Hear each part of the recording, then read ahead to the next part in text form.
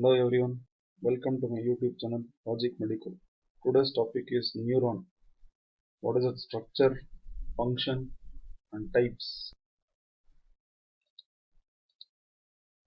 So this neuron, the objectives of today's presentation is the neuron, the classification of the neurons, the structure of the multipolar neuron, and what is its function. So in the neuron, basically it's also called as neurons, nerve cells or the nerve fibers. All means the same. These are the other synonymous words. Neuron, neurons, nerve cells or the nerve fibers. They are electrically excitable cells in the nervous system that functions to process and transmits information. So from one area to another area, a neuron communicates to another neuron by means of synapse. So in simpler words, this can be called as the structural and functional unit of the nervous system. Actually, the nervous system contains only two types of cells, the neurons and neuroglia. Neurons are the electrically excitable cells, while the neuroglia, the other variety of cell, will be supporting cells of the nervous system. Coming to the parts of the neuron, as you can see in this picture, this largest portion will be called as a cell body. These tiny thorn-like projections are there, they are called as dendrite. This long process will be called as axon. So these are the three basic parts of the neuron: cell body, dendrite and axon. So coming to the neuron cell body, it is also called as a soma. Soma is synonymous word for the cell body. So in this cell body, there is a nucleus containing DNA and various other cell organelles. So let's see one by one. What are the cell organelles? The mitochondria is present, which is the powerhouse of the cell. The rough endoplasmic reticulum is present, which is one of the cell organelle. The roughness is due to the presence of ribosome. From the nucleus, which contains DNA, information will come out of the nucleus in the form of mRNA or messenger RNA. Messenger RNA.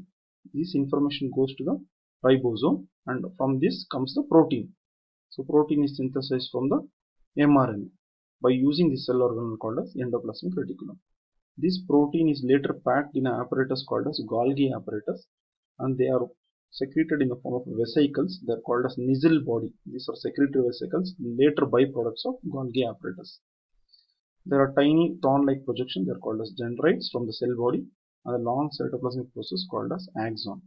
Instead of this, the cytoskeleton will be called as microtubules or neurofibrils. These are the cytoskeleton which maintains the structure of the axon. So cell body is a major portion of the neuron, also called as soma.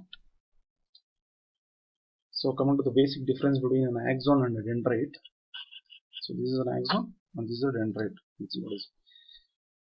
This axon is the one which only one process, usually very long. It takes the information away from the cell body and it is usually smooth. And it contains some cells surrounding that, called a Schwann cell, and it doesn't have any cell organelle. There is no ribosome, no any other organelle also is not there. It is usually surrounded by a myelin sheath, and the information in the axon transmits away from the cell body as early as possible. And the branching terminal will be present at the end of the axon. Coming to the dendrite.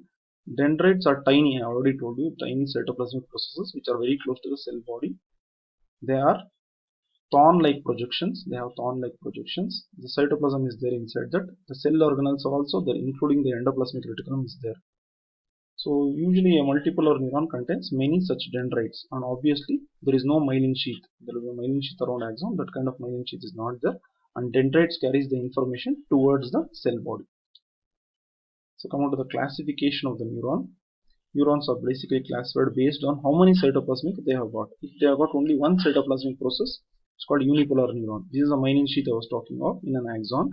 So the cell body here directly receives the information from another neuron, while only one cytoplasmic process will be there, and that will act like an axon. So where is this exactly present? The location of this, it's present in the cerebellum. The cell name is unipolar brush cells. And also it's present in dorsal cochlear nucleus. The cell name will be called as granular cell layer. So in two areas of the brain it's present. One is cerebellum, another one is dorsal cochlear nucleus, the granule nucleus. Coming to the bipolar neuron, like Earth has got North Pole and South Pole. Similarly, this neuron cell body has got two projections at two exact poles. So one of that process, cytoplasmic process, is really short and it is like thorn-like projection. So this will act like a dendrite and it receives information towards the cell body, while the other one is really long and it carries the information away from the cell body. So this will act like an axon. These kind of neuron are usually present in a special sensory pathway.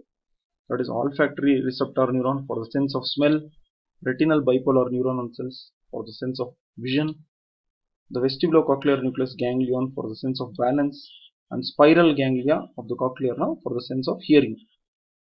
So they are present in special sensory pathway, bipolar neurons. Come to the pseudounipolar neuron. These are nothing but the cell body, a single projection, cytoplasmic projection, later splits in the form of T into two projections. One is acting like dendrite, while the other is acting like axon. So this is called a pseudounipolar, meaning it appears like unipolar, but actually it's functioning like bipolar. So when it functions like bipolar, when functions like this, one acts like receiving, other was sending, it will be called like this, pseudo-unipolar. So examples of pseudo-unipolar neuron usually is dorsal root ganglion. It's also called spinal ganglia because it's present in spinal nerve, or sensory ganglion. Each spinal nerve will have this ganglia. So this is the other name for that. Most cranial nerve ganglia are also pseudo-unipolar neuron because they also help in carrying sensory. Further examples of the pseudo-unipolar neurons include the trigeminal ganglion, the geniculate ganglion, superior ganglion of the glossopharyngeal nerve, inferior ganglion of the glossopharyngeal nerve, superior ganglion of the vagus nerve, inferior ganglion of vagus nerve. This glossopharyngeal is also called 9th cranial nerve, vagus nerve is also called 10th cranial nerve. Geniculate ganglion belongs to facial nerve, trigeminal ganglion belongs to trigeminal nerve. Trigeminal is 5th cranial and geniculate ganglion of facial is 7th cranial nerve. So 5, 7, 9 and 10. These nerve fibers will have pseudo-unipolar neurons within them. And last but not the least, multipolar neuron. This is a neuron in which the cell body has got multiple projections. Most of the cytoplasmic projection remains close to the cell body and acts like dendrite in getting the information towards the cell body. One of the cytoplasmic process is really long and surround myelin sheath and carries the information away from the cell body, and that is called as axon. Such type of neuron is very common in the CNS.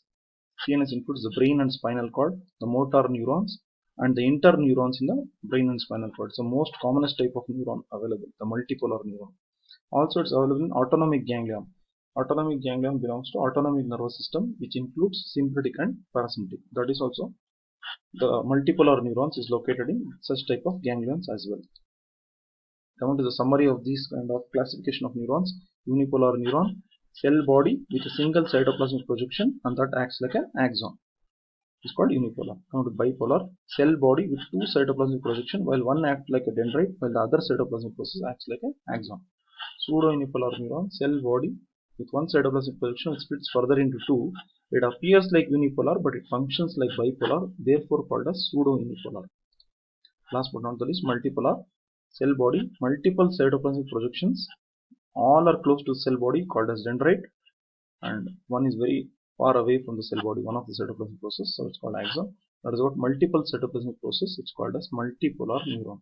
So these are the four types of neurons. Come on to the last topic, structure of the multipolar neuron.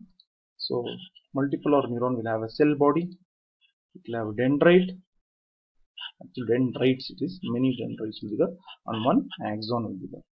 So dendrites are thin thorn-like projection which are close to the cell body. Axon is a long projection which projects further away from cell body and carries the information away from cell body and is surrounded by Schwann cells which forms the myelin sheath. The junction between the two Schwann cells, there is a naked area, it's called as a node of Ranvier, and there will be terminal buttons, that is the ending portion. It's also called telodendria. It's the same thing in a colorful manner. The nucleus is there in the cell body, cell organelles is there, dendrites. This is the axon. So the structure includes, the cell body includes nucleus and the perikaryon. So they synthesize mainly a chemical substance called as neurotransmitter, and the nucleus has got heterochromatin. The chromatin threads are called as heterochromatin. Then The dendritic extensions which originates from the cell body, but they are very close to the cell body, they carry the information towards the cell body. Then the axon is very long, it terminates into the telodendria or the terminal buttons. So because it resembles the ending of a tree, it's called as telodendria or the synaptic button, or also called synaptic bud. Now the summary of this, the multipolar neurons are specialized type of nerve cells that have one peculiarity. They are characterized by numerous dendrites. Means they have multiple dendrites but one single axon. Then it will be called as multipolar neuron. A large number of dendrites and dendritic branches plays the key role in handling a great deal of information, because so many neurons will be giving at the same moment so many thought processes happening in your brain that multiple information is coming, but you are doing only one activity. You are observing some video. So that is called as integration of information. All the neurons give information, but you ultimately do what you have to be done. So that is the function of the multipolar neuron. Damage to this neuron is the importance of the why you have to know neuron can result in loss of sensation. That is, either sensory function is gone, either it can be special sense like loss of smell in the nose, loss of vision in the eye, loss of hearing, or loss of taste also. Or it can be general sense like touch, pain, pressure, temperature from the skin surface. Loss of movement. Any movement is a contraction of muscle. So nerve, a neuron especially in the form of axons, control the muscles. So that can also be called as motor function. So loss of movement is nothing but paralysis. A person is paralyzed, he is not able to walk because the muscles are paralyzed. The nerve is not able to control. So he is bedridden or ridden to a wheelchair. So that is called loss of movement. So damage to a nerve or a neuron can result in loss of sensation, that is loss of sensory function, or loss of a movement or motor function. Thank you for watching my video. Kindly subscribe to my channel and press the bell button. Share this video with your family and friends. Like and comment the video. Thank you once again.